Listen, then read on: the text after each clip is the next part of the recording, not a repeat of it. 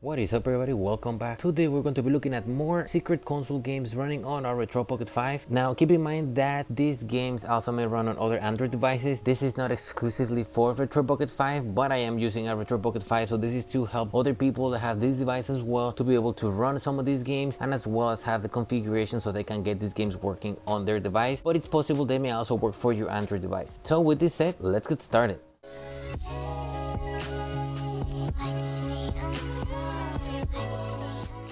Now before we begin, don't forget to drop a like, subscribe to my channel, really helps me grow so I can keep bringing content for you guys like this. And with this said, let's jump onto the first game of this list. The first game on this list is a horror game called Beyond Hangwell. This game was recently released on the Secret Console and has originally been released on the PS5 as well as PC and Xbox. Basically, it's a continuation of the first game called Welcome to Hangwell, which was released in 2017. And you're basically playing an open world horror game. It seems to have like a lot of inspiration from other games. The game overall has mixed reviews. People either really love it or they really hate it. Like you can see there's this little monster back here, and the combat seems to be, pretty gruesome, but it doesn't seem as polished as other horror games. I have been playing this game for a little bit. It's still relatively the very beginning of the game, and I have found that this game doesn't really have any major glitches, but depending on the driver you're using, you may get like a similar effect as Astral Chain, where I don't know if you remember that during that game I have mentioned that during the cutscenes you will get kind of like a blur or like a film that will block the character. So it's pretty similar in this game depending on the driver that you're using. The current driver that is displayed on the screen, that one is the one that has given me the best visuals for the game, but it did crash on me a few times. Like right here, I believe the game just crashed on us. So if you decide to use the other driver, which will be the Turnip driver version 24.1 revision 18, or the driver which is the driver revision 9v2, those will give you a better performance, but those will include the graphical glitches, just so you know. The next game on the list is a game called ayaneo. This game is a fast-paced top-down 2D action game set in a cyberpunk world of Mega Tokyo in the year 2021. This game basically gives me like a similar vibe as Hotline Miami, but you're like in a cyberpunk world. Also, if the characters hit you like one time, the game is over, so you gotta be super fast. I remember seeing this game on Steam a bit ago, and I kinda really wanted to play it, but I just don't really play games on my computer, and I have a Mac, so it's kinda hard for me to play PC games on there because not all the games are supported. This game emphasizes a lot on melee combat and a lot of timing, also the use of abilities. Also, you can see the animations are like pretty cool, really fluid, and there is also a lot of enemies on the screen. The soundtrack sounds really nice, really entertaining for the type of game. The game features neon-soaked retro visuals, heavy rain, and a gritty atmosphere inspired by samurai movies and cyberpunk themes.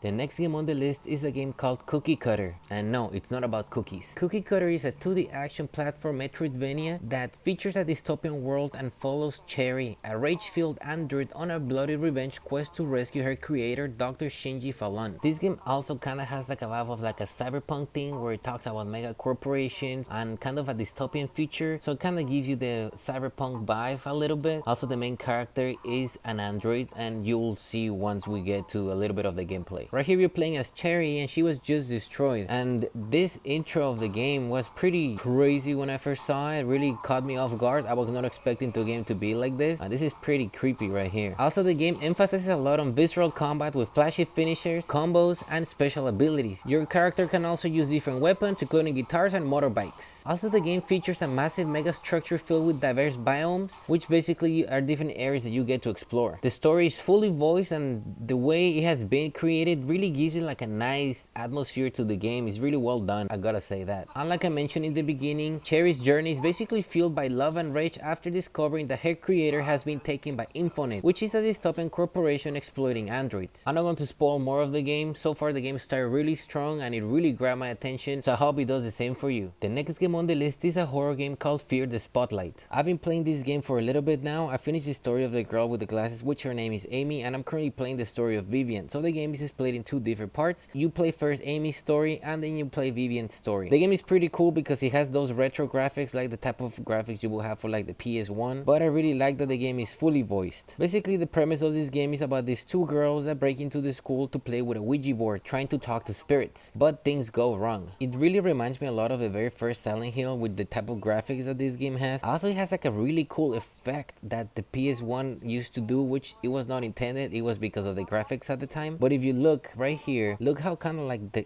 game, like the screen just moves, giving you that old feeling that the games used to have back in the day. So far, I have really enjoyed this game. I really like the fact that it has those old school graphics with modern controls. I couldn't recommend this game enough. If you like horror games, I definitely would say to give it a try if you like this type of game. The game is really worth it. The next game on the list is this game called Tokyo Dark Remembrance. This game follows the detective Ayami Ito as she investigates the disappearance of her partner detective Kazuki Tanaka, who vanishes while working on a case involving a serial killer. The investigation eventually spirals into a nightmare when Ito encounters paranormal phenomena and confronts her own traumatic past. The story also explores a lot of themes like grief, guilt, and sanity, and it really blends the mystery with horror as Ito uncovers dark secrets about herself and the world around her. It is a psychological horror game that is kind of like a mixture of a point-and-click adventure, and it combines elements of visual novels and adventure games. The game also has multiple endings, and basically depending on your choices, that's how you unlock those, and it really has an eerie exploration of mental health, trauma, and the supernatural. The next game on the list is a horror game called Dementium: The Word. This game was originally released on the Nintendo DS and eventually got a remaster for the Secret Console. It's a first-person survival horror game set in a hospital filled with grotesque monsters, puzzles, and a haunting atmosphere. One really cool thing that I like about this game is the fact that you can change the visuals. So for example, when you go to the main menu, you can have like the old retro style, or you can add the CRT, which even gives it a better vibe to the game. The game follows the story of the protagonist William Redmore, who wakes up in an abandoned hospital with amnesia. As he explores the halls of the hospital, he discovers horrifying creatures, cryptic notes about a brutal murder possibly implicating him, as well as visions of his daughter and a sinister figure called the Doctor. And as you progress through the game, it eventually starts blurring the lines between reality and psychological horror, so you will know what's real and what's not. You also have a different range of weapons, and you get to fight these monsters and other big ones. The game does have like a dark atmosphere, so the use of your flashlight is necessary. It's really cool that this remastered version definitely makes the use of the dual sticks rather than just using one. So I feel that if you didn't get to play this game on the DS, you can totally give it a try for the Secret Console game. That is all for this video. Thank you guys for watching. Don't forget to drop a like, subscribe to my channel, and I will see you guys next time.